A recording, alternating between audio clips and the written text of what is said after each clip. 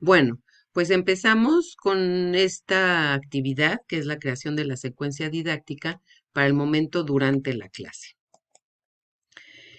¿Qué vamos a necesitar? Bueno, pues tener como siempre el programa general a la mano, recuperar la plantilla trabajada de la taxonomía de Bloom. Vamos a necesitar la secuencia didáctica del momento antes de la clase y la plantilla. Hay una plantilla especial para este momento de secuencia didáctica, como dijimos, es descargable, es editable, etcétera. Y bueno, como siempre, tu experiencia y creatividad.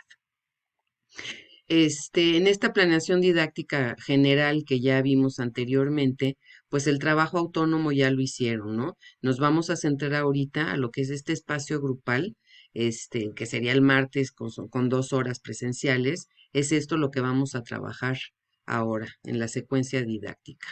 Y bueno, pues aquí cambian algunas cosas de las competencias, pues aquí ya hay que enfocarse en aquellas que están ubicadas en el espacio grupal, las actividades propuestas, bueno, pues pensar que en estas metodologías activas, en lo que van a estar haciendo los estudiantes durante la clase, sobre todo no hay que olvidar aquí lo que son los conectores de los que ya hablamos para hacer esta integración. Ahorita vamos a ver el ejemplo cómo hacemos estos conectores. Y bueno, pues un poco es lo mismo para las herramientas tecnológicas, evidencias de aprendizaje y tiempos aproximados de dedicación, pues sigue la misma lógica que la secuencia didáctica anterior. Aquí el ejemplo, lo vamos a ver más claro con este ejemplo, que es la secuencia didáctica que yo propongo para este subtema de constructivismo social. Y bueno, las competencias que elegí del espacio grupal son estas dos: identificar en situaciones de aprendizaje cotidiano, esto es bien importante, la aplicabilidad de los principios mencionados y relacionar la teoría de aprendizaje con la práctica pedagógica.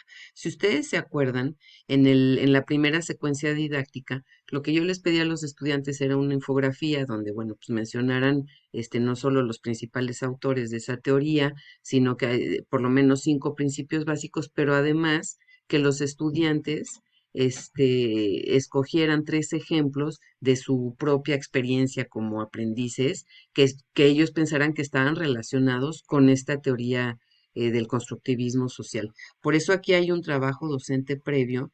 Entonces, los estudiantes nos envían esta infografía y nosotros lo que hacemos antes de llegar a este martes es revisarlas, recoger estos ejemplos que nos están dando los estudiantes y nosotros decidir, de escoger 5 ejemplos, porque vamos a tener 5 grupos, de escoger 5 ejemplos, 3, por ejemplo, que sí apliquen para esta teoría del aprendizaje y 2, por ejemplo, que no concuerden, ¿no?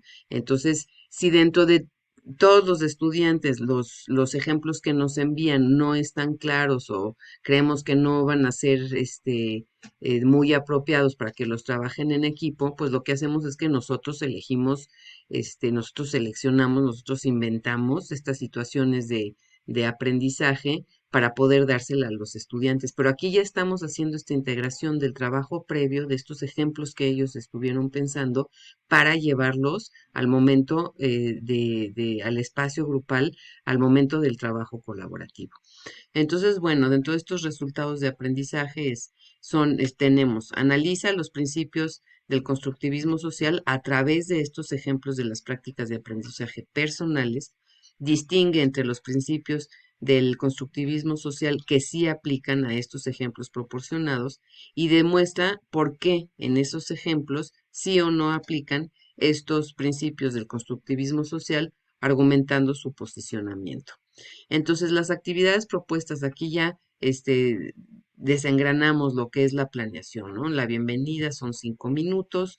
Yo voy a utilizar como conector un Mentimeter y aquí les voy a hacer preguntas sobre conceptos clave y según además los resultados de estas autoevaluaciones que recibí.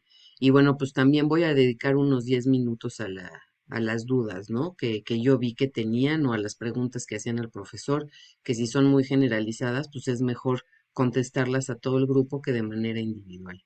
Entonces, aquí lo que yo les propongo es una actividad colaborativa en la que hagan una discusión y análisis del ejemplo que le estoy dando a cada uno de los grupos. Entonces, lo que aquí yo propongo es que se formen 5 grupos con 4 estudiantes.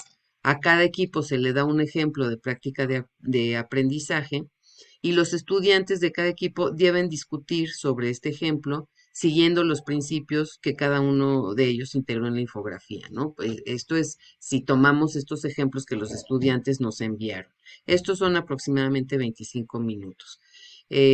Concluirán al final, tienen que llegar a estas conclusiones de si el ejemplo sí es representado o si es representativo o no del constructivismo social y tienen que además argumentar por qué.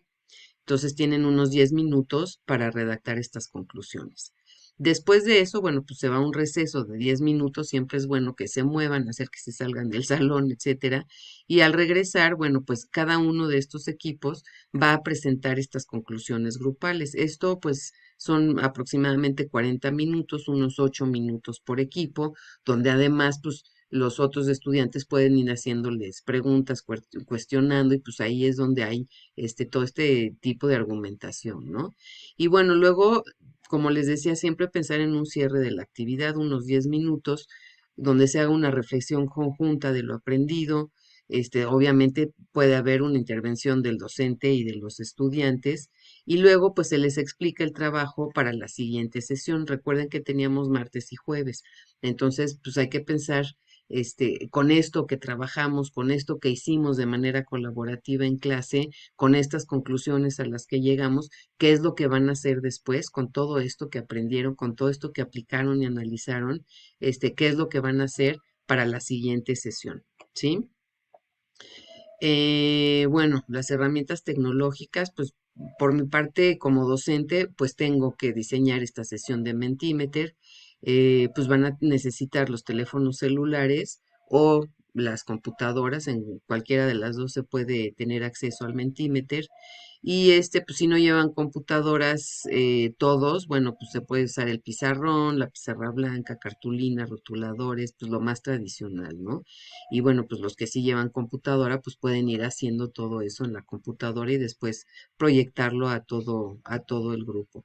¿Cuáles en evaluación y en criterios de evaluación? Bueno, pues con el Mentimeter vamos a hacer un repaso de lo aprendido en el trabajo autónomo, es formativo.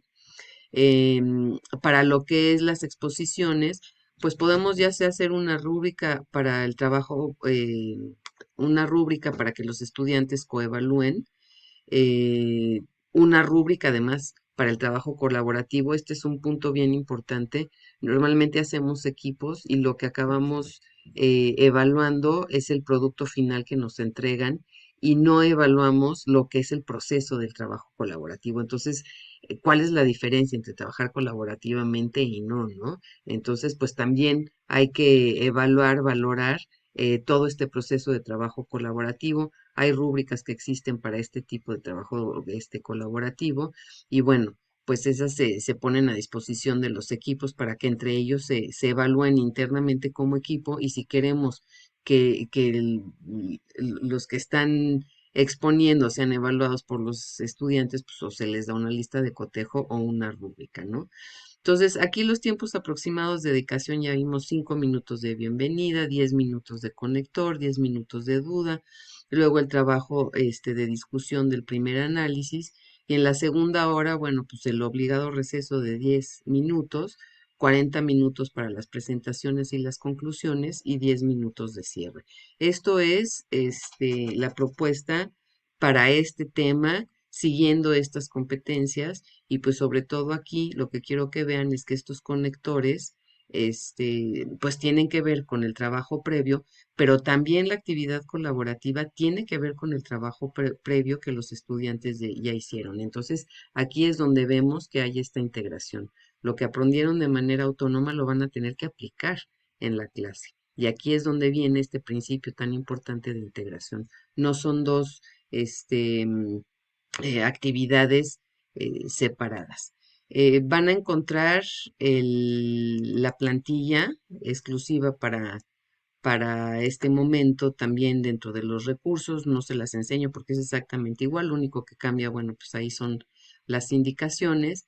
Y bueno, pues dediquen un tiempo a pensar este espacio, este momento de, del aula invertida, que es el durante la clase. Y bueno, pues buen trabajo y suerte.